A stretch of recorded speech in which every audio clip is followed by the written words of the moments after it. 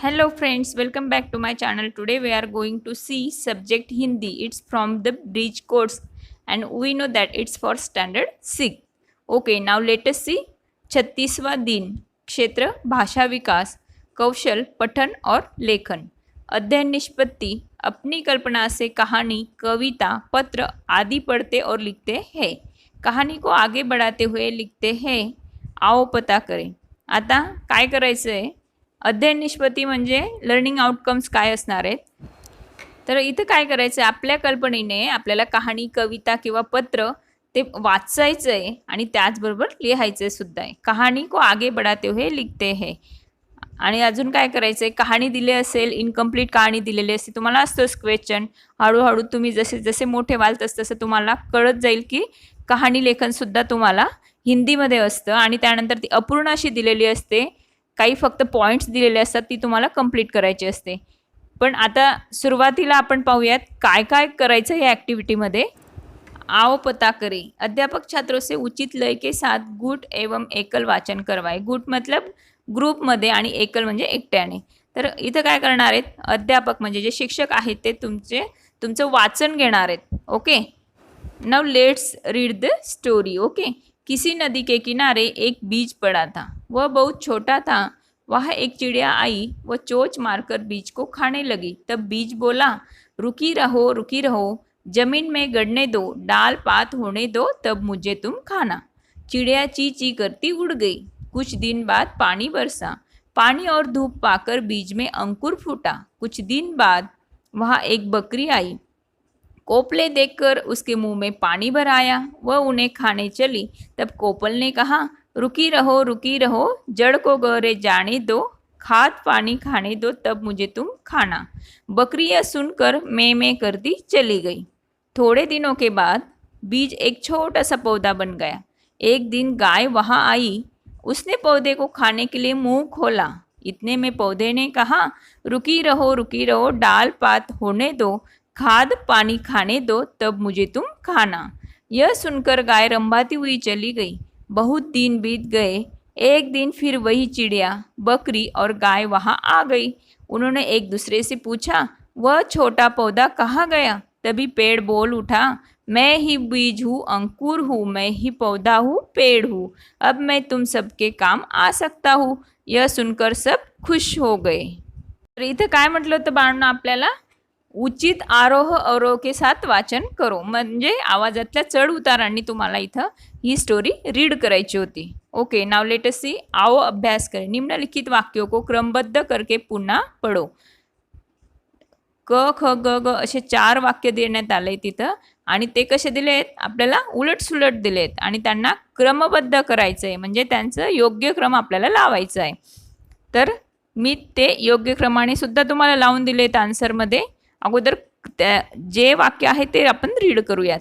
क, पानी और धूप पाकर बीज में अंकुर फूटा. ख, किसी नदी किनारे एक बीज पड़ा था.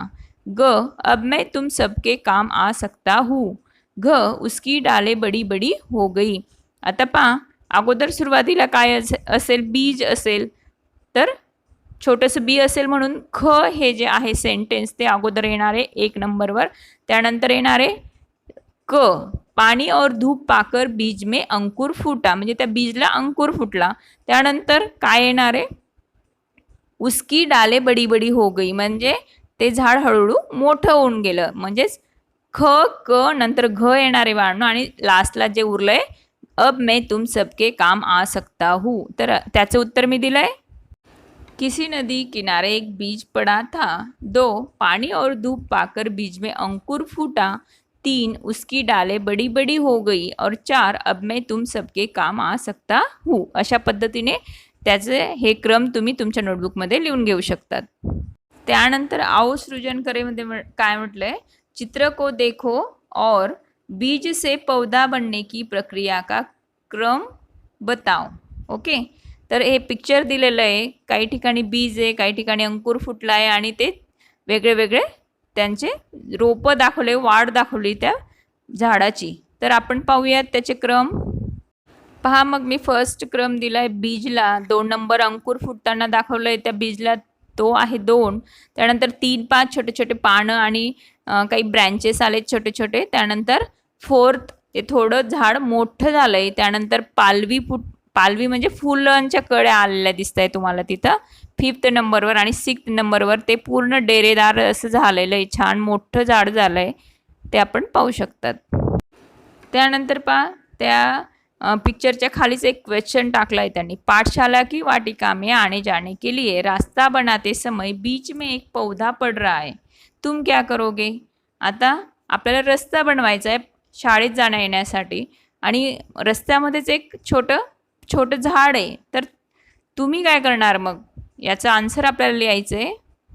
प्रश्न, पाठशाला के वाटिका में आने जाने के लिए रास्ता बनाते समय बीच में एक पौधा पड़ रहा है, तो तुम क्या करोगे. आंसर, पाठशाला के वाटिका में आने जाने के लिए रास्ता बनाते समय बीच में पौधा है, तो अगर वह बड़ा है तो उसकी थोड़ी दूरी से रास्ता बनाएंगे, और अगर वह छोटा है तो उसको किसी अच्छी जगह पर लगाकर उसकी देखभाल भी करेंगे.